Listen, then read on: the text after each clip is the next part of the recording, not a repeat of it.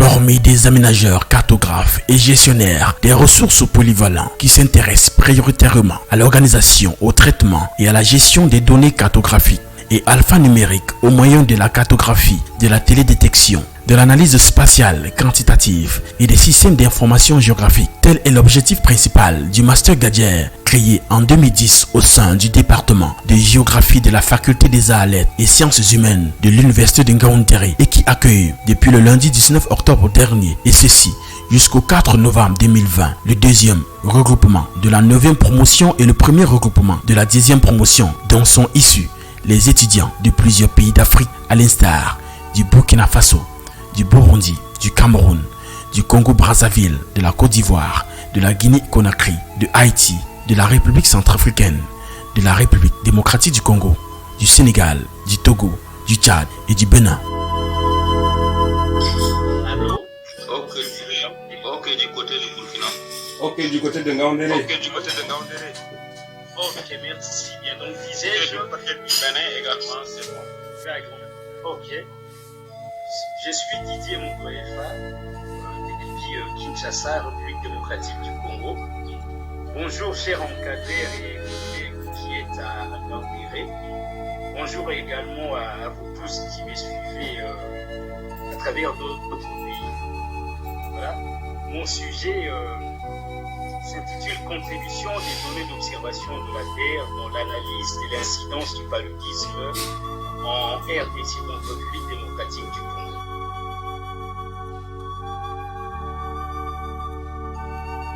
Le Master Gadiaire en formation ouverte et à distance qui se déroule dans les structures de l'Agence universitaire de la francophonie, partenaire privilégié, prépare et renforce les capacités des apprenants au métier de l'aménagement du territoire et de la gestion des ressources à base de l'information géographique. Pour les responsables de l'Agence universitaire de la francophonie de l'Université de Ngaoundéré, l'appui qu'apporte l'AEF vient renforcer la mise en œuvre du Master Gadiaire, un partenariat qui date depuis 2015.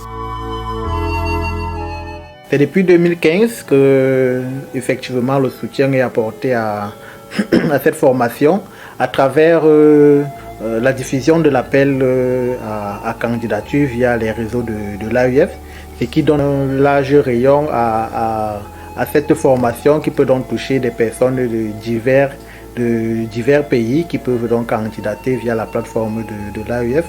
Et l'accompagnement se fait aussi par la mise à disposition, tel que c'est le cas maintenant des locaux, des infrastructures de l'AEF pour la tenue des regroupements. Les diplômés issus de cette formation en Master Gadiaire directement opérationnels seront capables de s'adapter à des domaines très variés: collectivités territoriales décentralisées, bureaux d'études d'impact et de gestion de l'environnement, instituts de recherche, aménagement du territoire. Nous avons formé 211 candidats en 10 ans de formation. Et je tiens également à souligner que ces étudiants ont trouvé de l'emploi, quitte dans les organisations internationales, quitte dans les structures. L'Institut national de cartographie a 5 de nos étudiants qui travaillent maintenant à l'INC. Le MINIPAT dispose de nos étudiants qui travaillent pour le ministère en question. Il y a le ministère de l'Environnement, il y a beaucoup d'organismes, de structures qui emploient ces étudiants. Mais l'autre particularité, c'est que beaucoup de ces étudiants, notamment au Tchad, dans des pays voisins, que ce soit en Haïti ou bien au Sénégal, certains s'installent à leur propre compte. Voyez, et ils créent de l'emploi pour la jeunesse de leur pays. J'étais toujours intéressée par des trucs de système d'information géographique, la cartographie, la modélisation, etc. Et quand j'ai eu l'occasion de postuler à ce master-là, je me suis dit que pourquoi pas. Par profession, je suis planificatrice. Maintenant, la géomatique, c'est une nouvelle science qui permet de mieux orienter la prise de décision. J'ai trouvé nécessaire de capitaliser mes compétences pour me rendre beaucoup plus utile à mon pays et aussi pour ma situation sociale. Centré sur les volets technologiques et professionnalisants, les compétences développées sont directement liées à la géomatique au sens large, mais également à tout ce qui concerne la vie d'une entreprise ou d'une collectivité locale et son positionnement par rapport aux autres.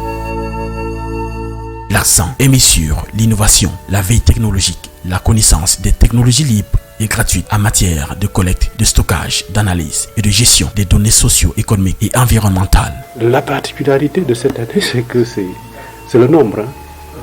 Nous n'avons jamais dépassé 24 apprenants, mais là, on est obligé de prendre jusqu'à 26 parce que la demande est vraiment forte. Et nous avons toujours essayé de respecter le nombre d'étudiants par classe qui est au maximum de 12 par classe et nous avons 2 classes l'année et là on est obligé de passer à 26, c'est-à-dire 13 par classe. C'est vraiment une particularité pour cette année compte tenu, n'est-ce pas, de la pression que nous avons, la forte demande, n'est-ce pas, des étudiants. Nous avons eu cette année pratiquement 112 candidats pour 24 places, vous voyez, des demandes qui viennent de partout dans le monde. Pour faire acte de candidature à ce master, plusieurs critères sont exigibles aux candidats, à savoir, critère 1, pouvoir se connecter de façon régulière à Internet, à domicile ou depuis une structure et avoir une structure d'accueil pour son thème de mémoire. Critère 2. Le Master 2 accueille les étudiants des Master 1 et des personnels issus des milieux professionnels ayant un niveau équivalent à Bac+4 en sciences sociales ou en sciences de l'ingénieur. Critère 3. Les candidats doivent s'engager à se déplacer au moins une fois à l'université de Ngaoundéré au Cameroun. Entre cours théoriques, manipulation des logiciels d'exploitation des données à référence spatiale et évaluation. Les 2 semaines sur lesquelles s'étend ce deuxième regroupement de la 9e promotion et le premier regroupement de la 10e promotion du Master Gadget permettront aux étudiants d'être aptes à relever les défis dans leurs différents secteurs d'activité.